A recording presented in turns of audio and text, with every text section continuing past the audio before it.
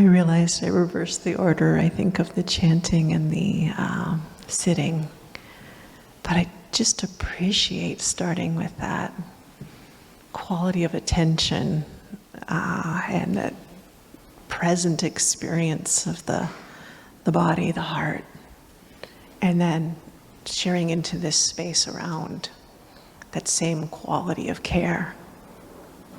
And so together we can now chant. I'm suggesting the highest blessings on page 46.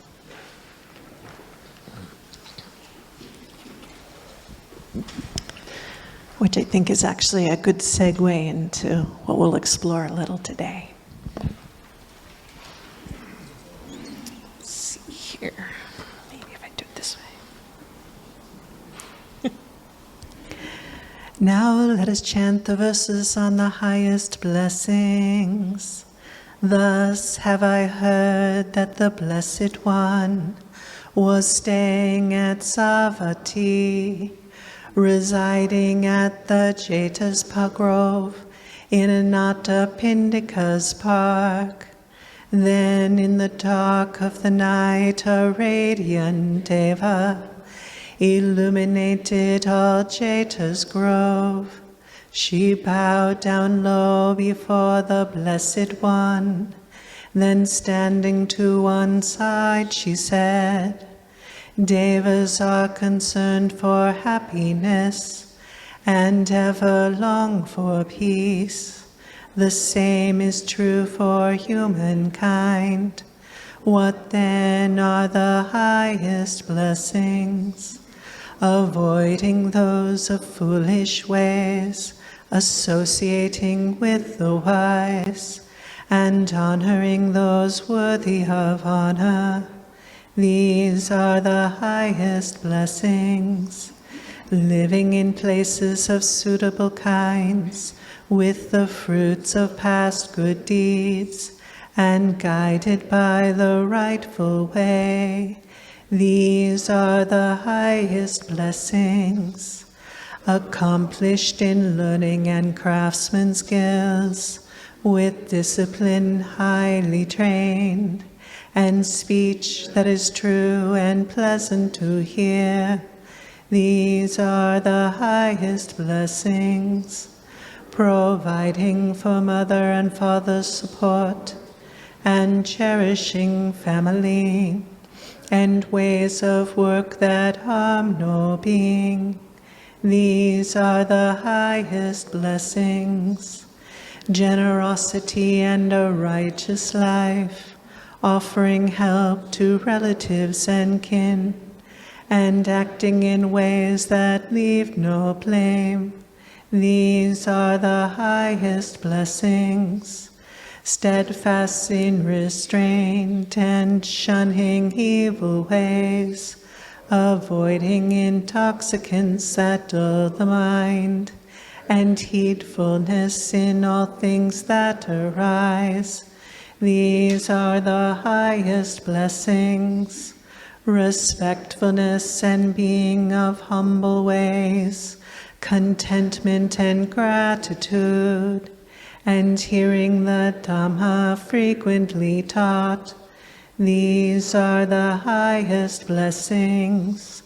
Patience and willingness to accept one's faults, seeing venerated seekers of the truth, and sharing often the words of Dhamma. These are the highest blessings. Ardent, committed to the holy life, seeing for oneself the noble truths and the realization of Nibbana. These are the highest blessings. Although in contact with the world, unshaken the mind remains, beyond all sorrow, spotless, secure. These are the highest blessings.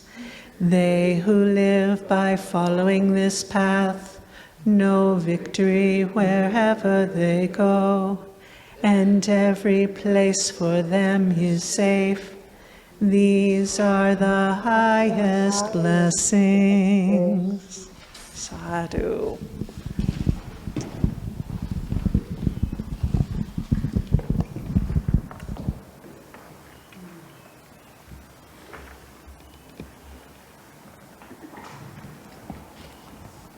So, Gary? Oh.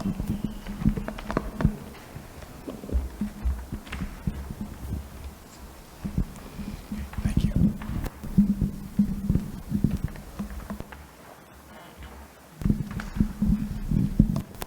For those who would like to join in the request for a teaching, it's the chant on page 124. And pausing for those whose practice is to make Anjali and bow 3 times. Rama Chaloka Dipati Sahampati Gatanjalianan Ivaram Ayachata Santi Satapa Parajagajatika Dese Tudamam Anukam Bimam Pajam.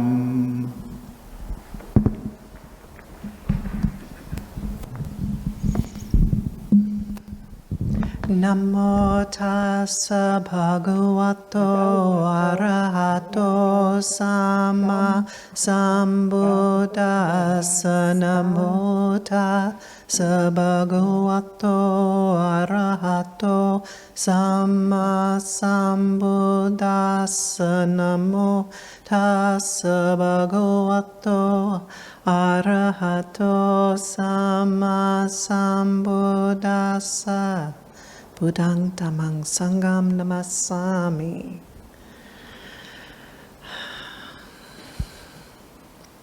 It's hard not to chant that and not feel that smiling heart just get really bright. We are so lucky, even when the path is difficult, coming back to this realization that we have a gift from 2,600 years ago or so that is still really applicable here and now. And that however we came into this, whether we were blessed with it growing up or we met it later, it is applicable here and now. So I just gotta share how much that makes my heart smile. Told Ajahn Nisabo I wasn't totally sure what would come out of my mouth today, so we will just see. And what's coming out right now is the path for me wasn't always smiling heart, joyful. It wasn't always a returning to that quality of kindness. There were a lot of things along the way. Before monastic life, I went through several rounds of depression, anxiety, struggle, trauma, things, life. And really coming to this Dhamma, the Mangala Sutta that we just chanted, talks about its applicability, who you hang out with. You're in good company right now, I assure you, if you look around. Who you hang out with, how you treat your family, how you support yourself and others. What do you do in the environment? What skills do you build? All of those things along the way. And people are asked, well, how can this worldly thing, how do I find a blessing in it? And I think where it comes down to is our attitude and our approach. So in the meditation, I was suggesting we bring that smiling heart, that kindness, the quality of kindness. I don't know if the title of the talk will be different. Not Janisbo likes titles, and so he's like, you can title it since I won't be there. And I said, well, the working is that we could work with true safety in the bravest of spaces. And so I've run into a lot of people who are trying to create brave spaces in the last couple of weeks, well, years. But this commitment to, I'll tell you, I'm getting a little exhausted sometimes, with just what we're dealing with. And it doesn't matter what political alignment you have, what exact family situation you're in right now, your job, the position that you hold on anything. It's just a little overwhelming right now. Or am I alone? Okay, no, I'm kind of getting a sense that that might be true for you. And so we come to communities like this looking for a safe space, looking for a place that we can do as we did to relax a little, to restore a little, to be able to go back out and have that next conversation or next choice in life with a little more breathing room or a little bit more noticing kindly when our breath is caught or lost. Yesterday, I got to visit my aunt who's 81 and is in a memory care unit now. And I rode with someone who's caring for parents at home. And the quality of the reality that these elders are experiencing may not match up with what I am experiencing or remembering. And so the way that I saw wise relationships happening was when my cousin was saying, oh, we'll come and get you, Mom, on Sunday and bring you back to the house and we'll have some tea and, you'll get to see the remodeling that was done. The intention was the remodeling was so that she would be safer to stay there, but it just, sometimes conditions don't allow. And she asked, oh, will my mom and dad be there? And she's 81 and her parents are gone. And what is the skillful means to be able to engage with this person when their reality is like that? And it seemed that, because my cousins were saying, we don't want to lie to her. So they don't, when they've tried, well, your parents are dead. That doesn't match the reality and the experience. The conversation can't begin. It just creates consternation. And so they'll say something like, we haven't seen them in a while. They won't be there on Sunday. And if my aunt is in a more lucid, she might think, go, oh, that's right, they died. And then it's okay to be able to say, yeah, I miss them too. But if instead she replies with, oh, how come you don't know where they are? Which was relayed to me as happening.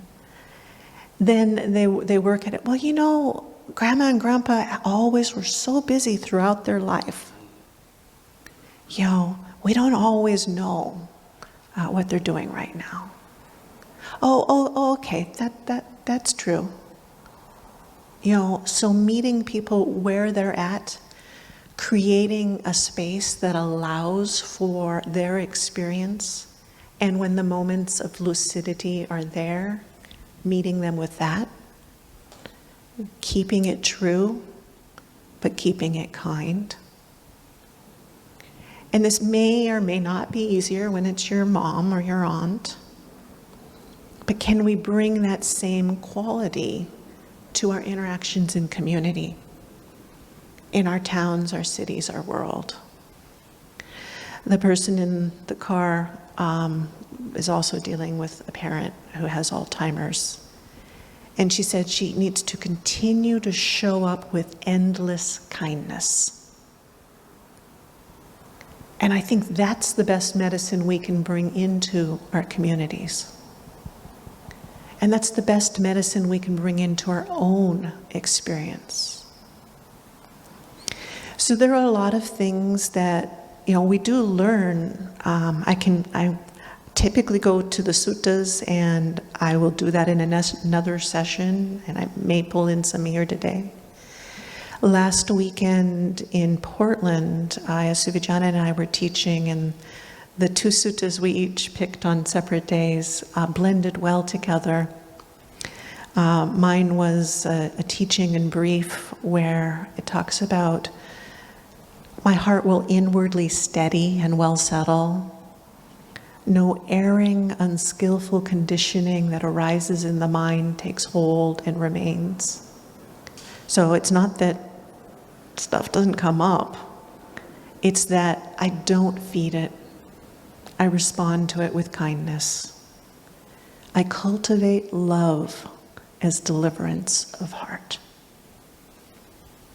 Now, if you know personality-wise, Ayya Suvijana can be the more fiery of the two of us. So Ayya Suvijana picked the simile of the saw.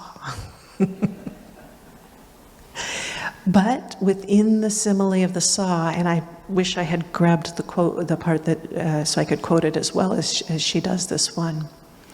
Within it, does anyone here know the story of the simile of the saw? You've heard of it. Go back and listen to the Mission Majjhima. It's a while back. In this simile, it starts out with there's a community, and there's this bhikkhu in the community who is has some bhikkhuni friends that some of the other monastics and lay people are kind of bad-mouthing some of those bhikkhunis, and this bhikkhu gets pretty upset. And he's responding with anger.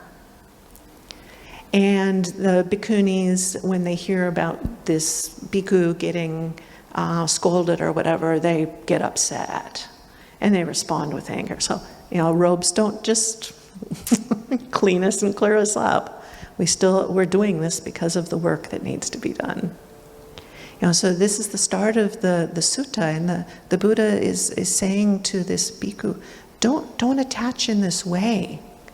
When you put your identity into this in that kind of way, it gets tight, it gets angry, and that is not the approach that is going to lead to harmony in the community, and it's not going to resolve the conflict. So I've come here other times and talked about resolution of conflict. I do it a lot at Pasadi Vihara too, so we can hold that conversation another time, or you can go back and look at those. But what he is saying is, look at the quality of your attention. Is it kind? And then the similes go down and down and down and down and down and down till it ends with, can you, even if somebody were attacking you personally and cutting your limbs off, like I said, fiery. Can you look at that person and keep your heart open in your kindness? Do whatever you can to alleviate the conflict. But the quality of your heart is kind.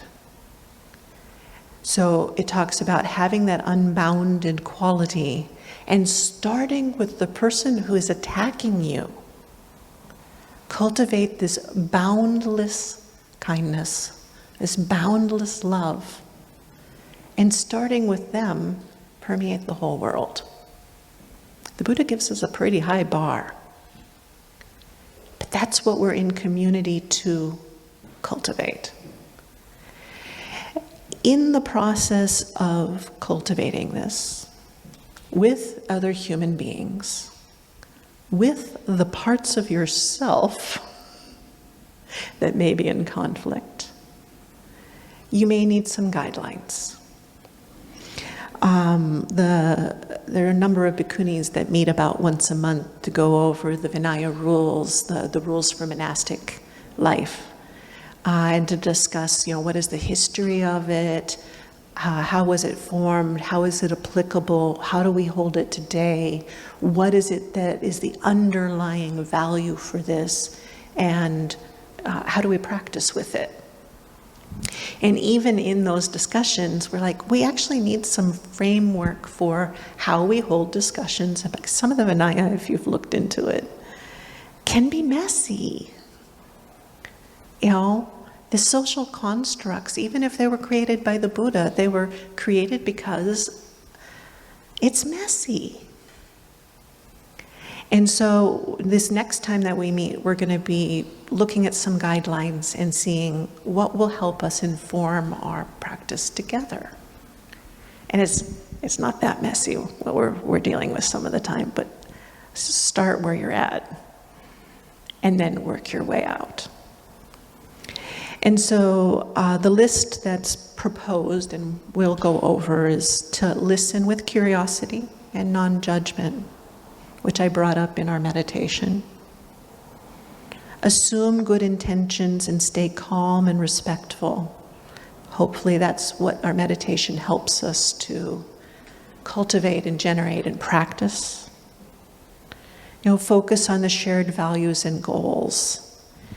And I was thinking I was going to spend more time on that one because of a lot of things coming up, but maybe I'll just have to come back, or you'll have to tune in on Pasadi's line for really getting at our shared values and goals, this aspiration for awakening, this aspiration for goodness and liberation. Be willing to reflect, unlearn and relearn. And just in the interest of time, I'm skimming to the last one. Practice co-creating a brave space, knowing we cannot guarantee a safe space. If you listened to the chant that we just did from the Mangala Sutta, at the end of it, on that last page, it says, although in contact with the world, or the others in the meeting with you, or that you live with, or your job, or are driving on the highway with you, or are on the news, or are in the park with their dog off leash and your cat is going nuts, or whatever. In contact with the world, unshaken the mind remains, beyond all sorrow, spotless, secure. These are the highest blessings. So this is the quality, that the high bar that we're moving toward. In the next verse it says, and every place for them is safe. That doesn't mean Clear Mountain or Pasadi Vihara or your workplace or your family put all of the conditions for you to be comfortable all of the time. For your nervous system never to be triggered, for things to always be smooth. At Pasadi we have the phrase, safe enough. Safe enough to try, good enough for now. As otherwise we're stuck in the trying to be perfect when we are the conditioned beings we are right now. So we have the conversations, safe enough for now. And that gives enough space for us to be able to calm the body, open the heart, attend with kindness. In the Mangala Sutta, it also says that we're ardent and committed. Yesterday on the, I think I'll just set my notes aside. There was a sutta I was going to get to and I'm just not.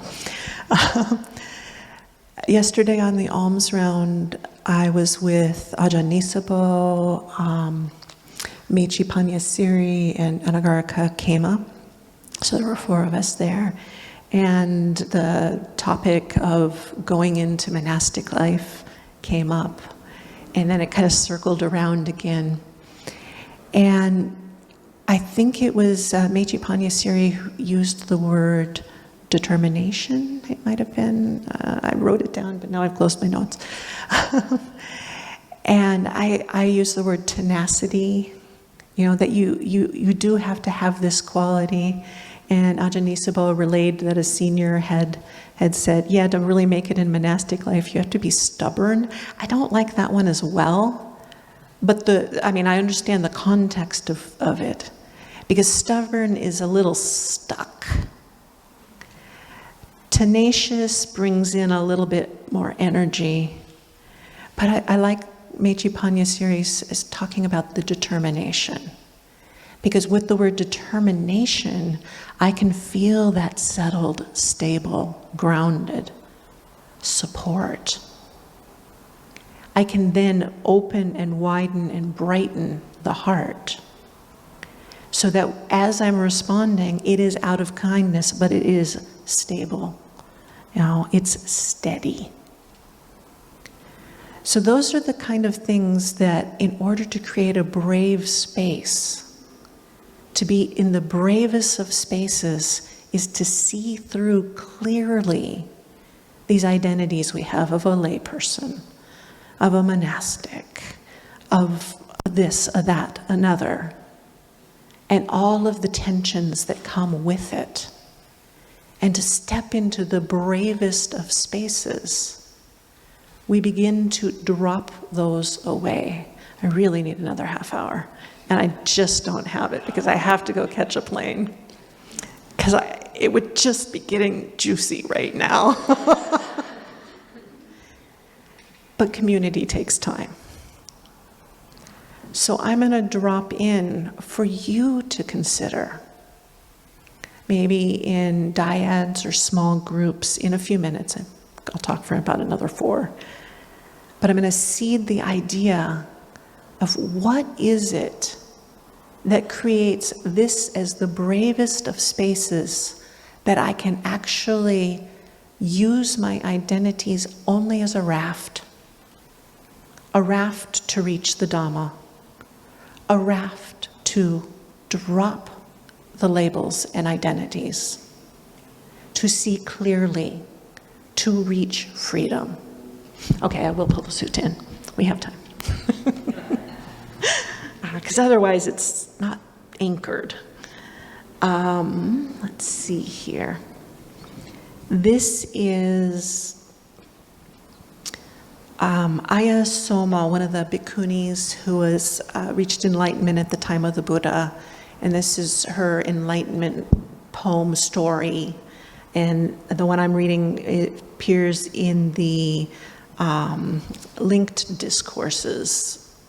So you can find it at 5.2. And this bhikkhuni had been out on alms round, entered Savatthi for the alms, and then after the meal, on her return from alms round, she went to the dark forest for the day's meditation. She plunged deep into it and sat at the root of a tree to meditate. Peaceful for the rest of the day? No. Mara came along. And Mara, for those of you who don't know, that's just kind of the name for the, it can be a being, a cosmic being, or it can also be the energy of the mind. It can be, that which tries to pull you back into the rounds of society and existence. And samsara is the word we use. And so Mara, the wicked, wanted to make the bhikkhuni Soma feel fear, terror, goosebumps, wanted to make her fall away from her meditation. So went up and addressed her and challenged, grabbed onto one of her identities and said, well, that state of meditation is pretty challenging for even really sage, wise people to attain. You, with your mere women's wisdom, what could you do? Fighting words, huh? But this is an enlightened bhikkhuni that he's speaking to. So she looks at him and she's like, I think you want me to be afraid and you want me to get all agitated and all of that, and you want me to fall away from meditation. But honestly, what does this womanhood have anything to do with it? I'm here for the Dhamma. I'm here for meditation. my mind is serene. The knowledge is present, and I rightly discern the Dhamma. And she continued, surely anyone or a person who thinks, I am a woman, or I am a man, or I am anything at all, I am non-binary, I am this sexual orientation, I am, pick your label du jour, which may be an authentic part of your experience.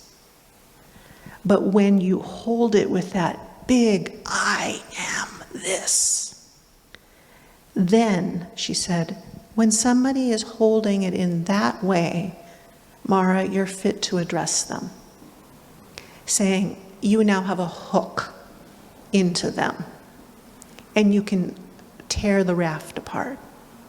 You can make them fearful. But how do we break through this identity experience? And I know I am leaving you right at this deep and dark question. How do we use these, create a brave space that is safe enough to show up with all of your labels and identities so that you can hold them individually and in community with kindness, with wisdom, with curiosity, with the willingness to know it's messy as we build, as we grow, as we deepen. I can't address these questions when I'm contracted. I can begin to meet them, as I did in the meditation, say, what does the heart feel like now? Where is it pinched? Where is it free? Where is it bruised? Where is it soft? And in that, can I accept, warm, quiet, bravely, curiosity, attend wisely? So, I set you up, and I'm really sorry about that. I want to engage in this conversation with you, and I don't think Alaska will hold the airplane for me. And I know there's a lot of wisdom and care and cultivation happening here. So I'd like you to choose one or two people around you, or step outside and attend with yourself, whatever is good for you right now, to look at this brave question. What are the qualities I need to cultivate, and we need to cultivate as community, that make it safe enough that we can all each let go when the time is right and not before? So, I wish I had more time. I wish I could hear your voices as well. And I have to accept reality as it is. So thank you.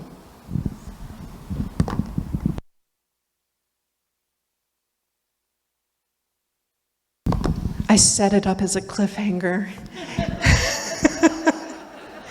And I trust all of you to be able to navigate that. So you have beautiful practice here. Clear Mountain is an amazing place to be.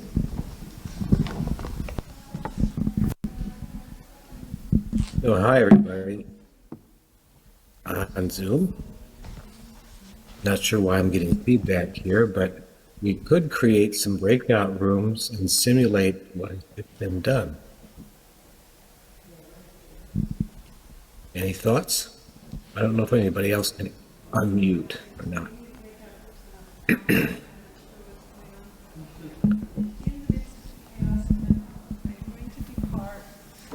Can't, okay. No, we can. Go to tools here. We can unmute. Oh, you can. Okay, Handamayam Oh, Oh, looks like they're not we're done. getting- We'll just do it together. Sadhu, sadhu, sadhu. And that's a preemptive sadhu for all of your heart practices that are about to come.